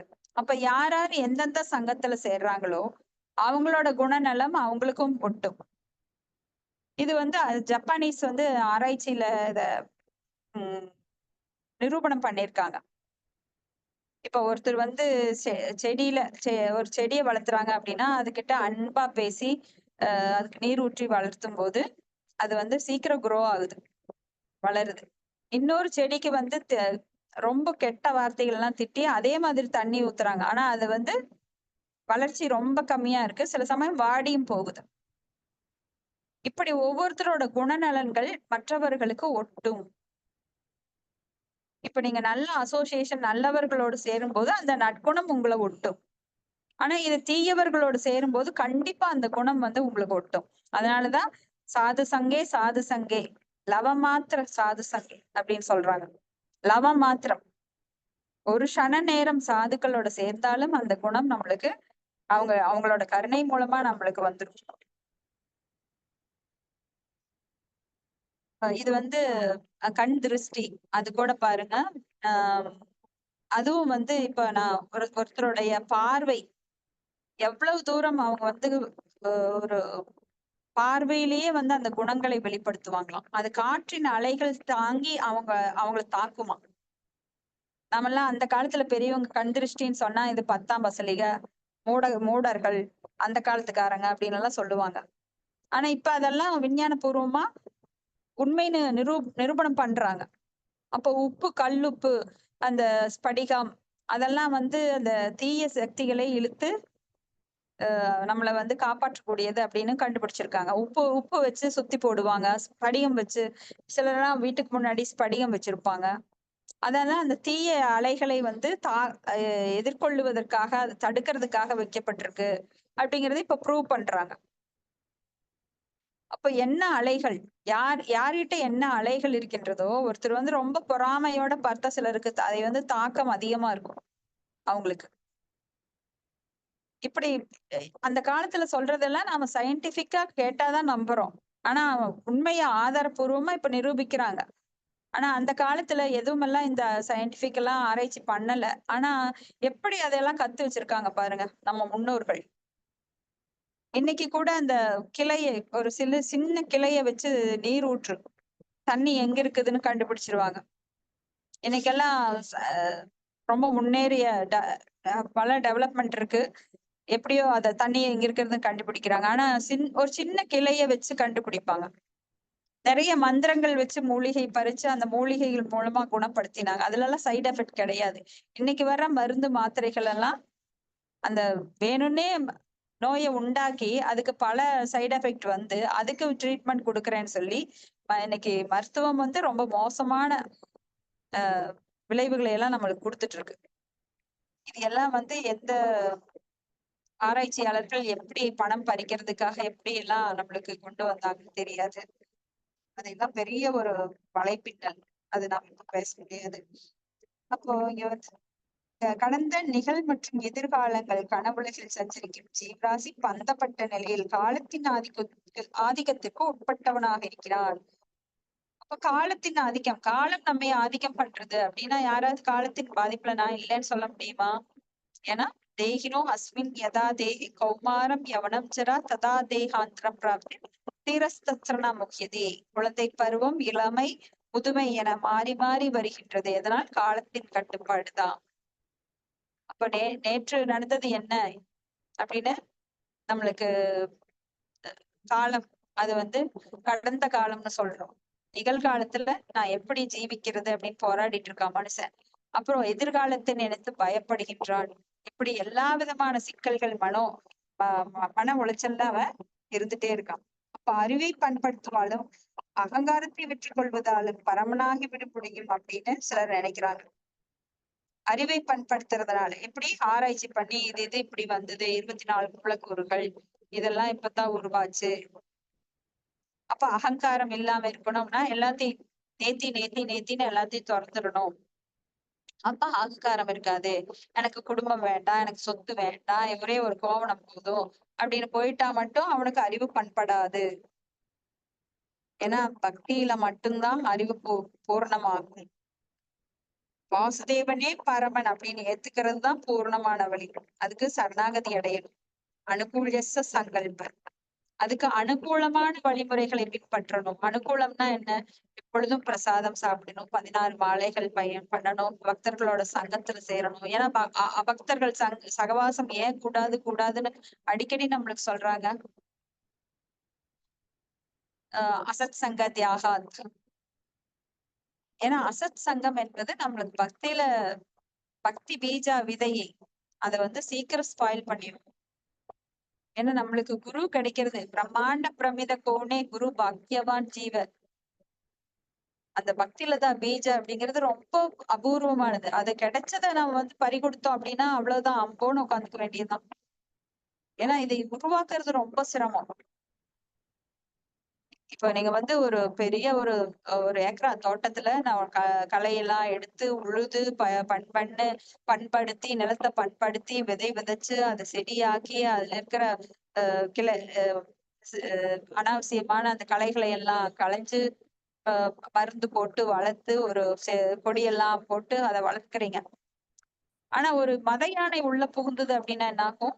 அது சீக்கிரம் ஒரே செகண்ட்ல எல்லாத்தையும் காலி பண்ணிடும். அது சாப்பிடுறது ஒரு நெல் வயல்ல ஒரு வாய் சாப்பிடுறதுக்காக அது ஒரு ஏக்கரா ஃபுல்லா ஸ்பாயில் பண்ணிடும். அது மாதிரி நம்ம ஆணவம், அசத் சங்கம், இது மாதிரி தீய பழக்க வழக்கங்கள் நாம எவ்வளவு தூரம் பக்தி பண்ணணுமோ அது இடையில ஏதாவது தவறி போயிட்டோம் அப்படின்னா அந்த பக்தியை ஃபுல்லா ஸ்பாயில் பண்ணிடும்.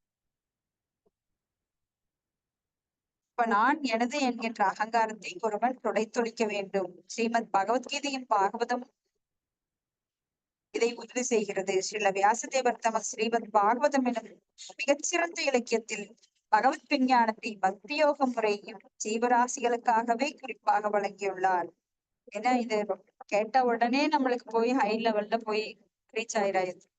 அப்போ தினம் கேட்க அந்த அழுக்குகள் வந்து கரை படித்த அழுக்குகள் கொஞ்சம் கொஞ்சமா சுத்தமாயிட்டே இருக்கு. அப்ப இந்த முழுமையான பெரும் விஞ்ஞானத்தை முழுமையாக பயன்படுத்தி கொள்ள வேண்டும். ஏன்னா நம்மளாம் பந்தப்பட்ட ஆத்மாக்கள், எப்படியோ பகவானை விட்டு பந்தப்பட்டு கீழிறங்கி வந்துட்டோம். கட்டுண்ட ஆத்மாக்கள். இப்ப கட்டுண்ட ஆத்மாக்கள் கட்டுப்படாத ஒருத்தர் தான் அவிழ்க்க வேண்டும். எல்லாருமே இப்ப கையை கட்டி வச்சிருக்காங்க.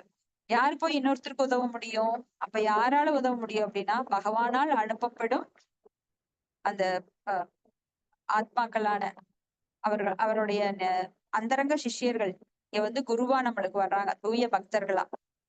ஸ்ரீ ஜெயபத்தாக்க சுவாமி மகராஜ், ஸ்ரீல பிரபுபாதர், சட்கோ சுவாமிகள், இவங்க எல்லாம் மேல இருந்து கீழே இறங்கி வந்தவங்க. அப்ப பந்தப்பட்ட ஆத்மாக்களை கட்டவிழ்ப்பதற்காக, ஏன்னா பல யுகங்கள்ல ஏதேனும் ஒரு இடத்துலதான் அவர் தோன்றுகிறார். அப்ப எப்பொழுதும் அவர் தோன்றதில்லை, அவதாரமா வர்றதில்லை. அப்ப மற்ற நாட்கள்ல அவர் வந்து தன்னுடைய சிஷியர்களை அனுப்புறாரு. இப்படி அங்கிருந்து அனுப்பும் போது அவங்க நம்மளை கட்டிலிருந்து விடுவிக்கிறாங்க. சோ இந்த வாய்ப்பை நாம் பயன்படுத்தி கொண்டு நாம் இந்த கட்டிலிருந்து மீண்டு நம்முடைய லோகத்திற்கு போனா அங்க ஆனந்தமா இருக்கலாம். அங்க பசி இருக்காது, தூக்கம் இருக்காது, சண்டை இருக்காது, சச்சரவு இருக்காது, பொறாமை இருக்காது. இங்க இருக்கிற எதுவும் அங்க இருக்காது. அங்க இருக்கிற எதுவுமே இங்க இல்ல. அதனாலதான் நம்ம துன்பப்படுறோம். அங்க துன்பமற்ற நிலை, ஆனந்தமான நிலை. எல்லாருமே ஆனந்தத்தை தான் விரும்புறோம். அந்த ஆனந்தம் எங்க கிடைக்குங்கிறது நம்மளுக்கு தெளிவா இந்த பாகவத்துல சொல்லியிருக்காங்க. அப்ப இத நம்பினவங்களுக்கு மோட்சம் இருக்கு, நம்பாதவங்களுக்கு இதே இடம் தான் காத்துட்டு இருக்கு. ஹரே கிருஷ்ணா. ரொம்ப பெரிய பர்பட், சாரி. உங்களுக்கு ஏதாவது கருத்துக்கள், சந்தேகம் இருந்தா அதை விவாதிக்கலாம்.